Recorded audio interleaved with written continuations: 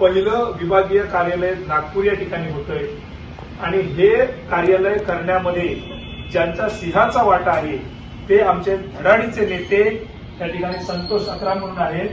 मी संतोष अत्राम यांची तुम्हाला वेगळ्या पद्धतीने आज ओळख करून देतोय की हे स्वतः शिक्षक आहेत, माध्यमिक शिक्षक आहेत, परंतु ग्रास रूटला अगदी तळागाळातल्या समाजाचं नेतृत्व करणारा नेता म्हणून संतोष अत्राम यांची ओळख आहे.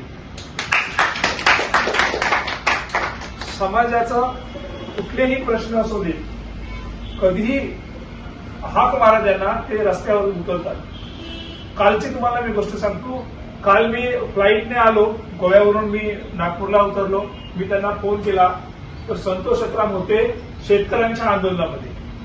शेतकऱ्यांचं आंदोलन आपल्याला माहिती असेल, काल सगळं चक्काजाम झालं होतं आणि शेतकऱ्यांचं आंदोलन होतं. या शेतकऱ्यांच्या आंदोलनामध्ये सुद्धा त्यांनी सहभाग घेतला होता, कारण तिथे सुद्धा आपलेच बांधव त्या ठिकाणी बसलेले होते.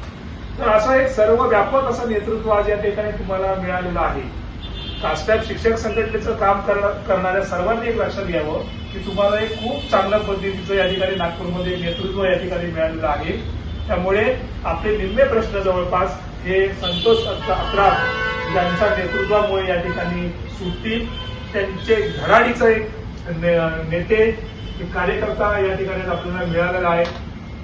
खरोखरच मला वाटतं या सगळी जी महामानव जी आहेत जी प्रतीक आहेत त्यांनी आमच्यावरती कृपा केली आणि संतोष अत्राम सारखा एक चांगला नेता या ठिकाणी विदर्भामध्ये आपल्याला मिळालेला आहे. भविष्य काळामध्ये, येत्या काळामध्ये की कास्टॅब शिक्षक संघटनेचं इथं अधिवेशन नागपूरच्या दीक्षाभूमीवरती, पवित्र दीक्षाभूमीवरची कडक आहे. फार ही नागपूरची दीक्षाभूमी खरं क्रांतीभूमी आहे, आपल्या सर्वांना माहिती आहे. इथं आपण फार मोठं भविष्य काळामध्ये एक अधिवेशन घेऊच आणि ते सुद्धा त्याचं सर्व नियोजन असेल ते अत्राम सर या ठिकाणी करतील.